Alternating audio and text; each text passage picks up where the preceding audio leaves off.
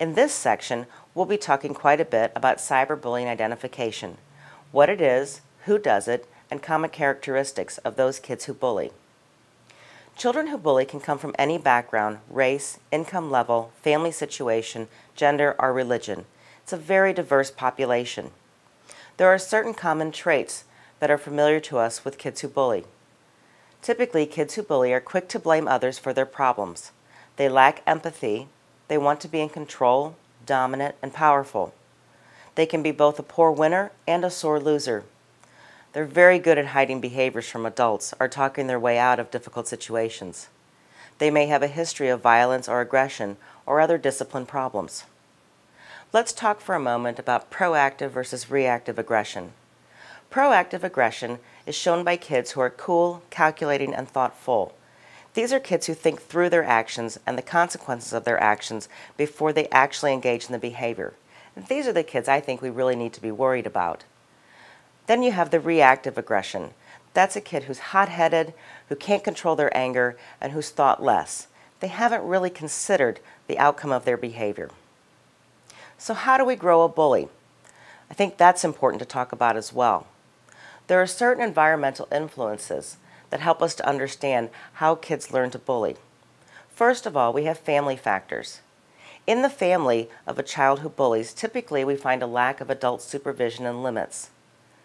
Parents are less able to provide guidance about the safe usage of the internet also in these families. Parents have time constraints and a lack of knowledge about the internet and what their kids are using it for. There are also a lack of consistent consequences for bullying. And of course, in families where kids learn to bully, they may have parents or siblings who also bully. A second environmental factor is school factors. Kids are less attentive to or are not receiving internet safety messages in schools. Only about 8% of the schools in our country have any education for children about internet safety or bullying.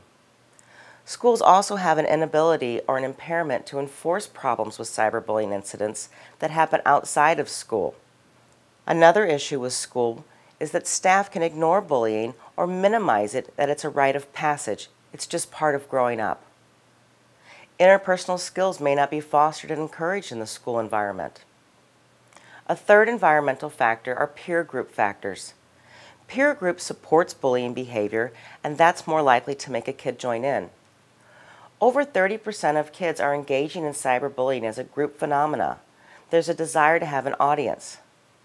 Kids are also looking to fit in with others, and that makes it difficult to say no.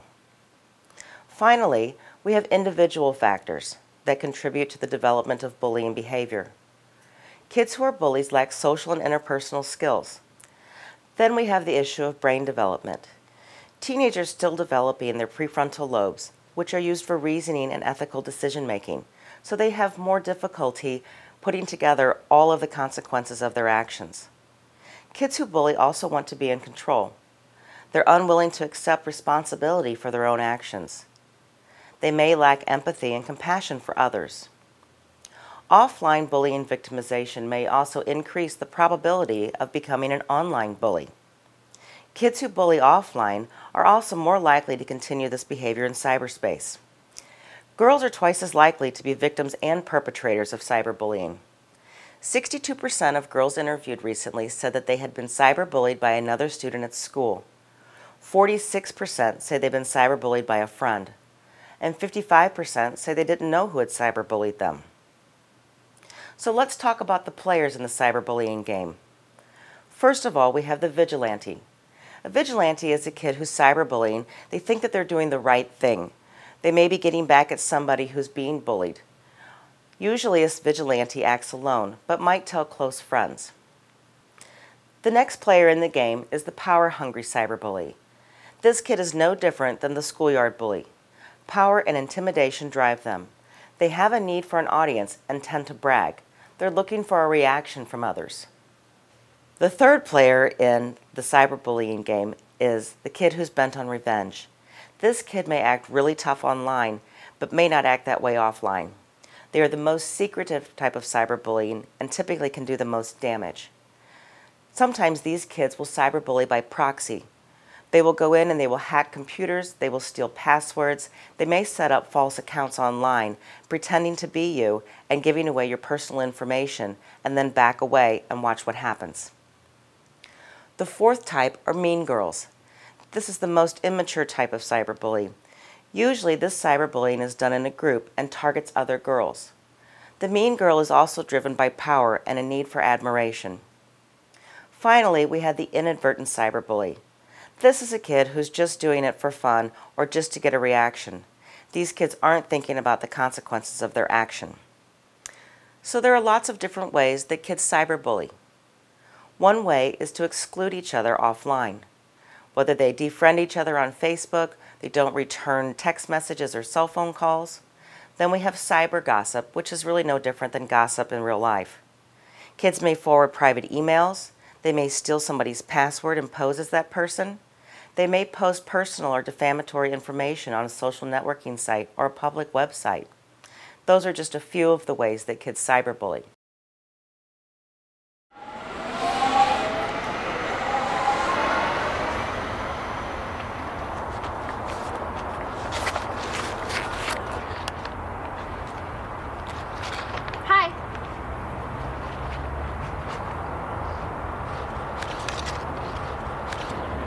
So this is my email, my phone number, and my home address. I don't smoke. I'm a Libra, 5'7", athletic build. I'm straight, and I'm currently available. I love dancing at Club Nada. Me and my girls are pretty much there every weekend. I love Beyonce, Avril, Fergie, and Kanye. How to Lose a Guy in 2 Days is pretty much the best movie ever. I work evenings at Bazooka Burrito. My family is going on a cruise over spring break. It's gonna be awesome. The house will be completely empty. Here's my new flipbook from this killer party last week. Tiffany is so trashed, and there's a shot of her in there kissing some guy who is definitely not her boyfriend. And here's my latest profile pic and my new bikini. Isn't it cute? Well, this is me, TTYL.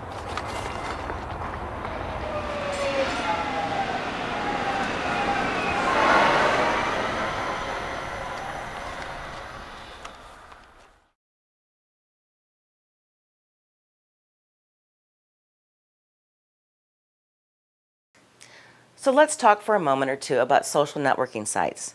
Think about the places that you went to as a teen, where your friends hung out. I can remember going to the bowling alley or basketball game or a football game with my friends. In today's cyber world, kids belong to the social networking sites that their friends belong to. MySpace requires its users to be at least 14. Most of the others require you to be at least 13, but it's usually an on your honor rule. In MySpace, kids are encouraged to use their real age, but not their name or a name that identifies them, while Facebook assumes that everyone will use regular email address, which is often a good clue to their identity. The social networking sites are not the bad guys, but we need to be sure that kids are thinking about what they show in their profiles.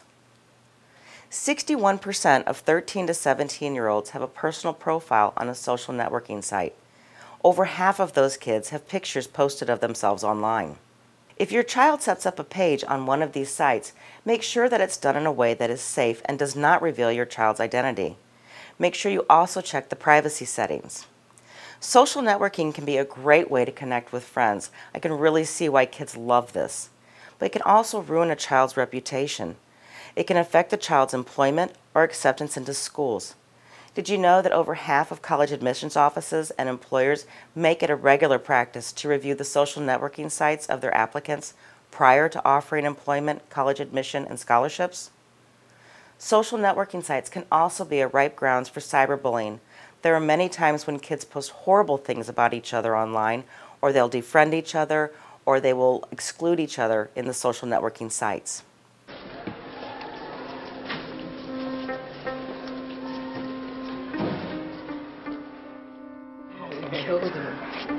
Oh, man.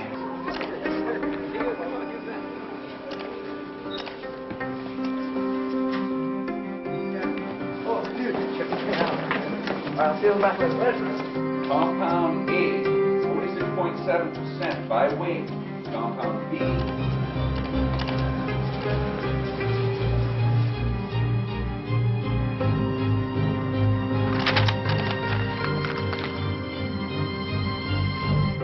'Once you post your image online, You can't take it back. Anyone can see it. Family, friends, anyone. Remember, think before you post. So let's shift our attention now to cell phones. I don't know how I could get along without my cell phone. I check my email, I send text, I send pictures. I love it.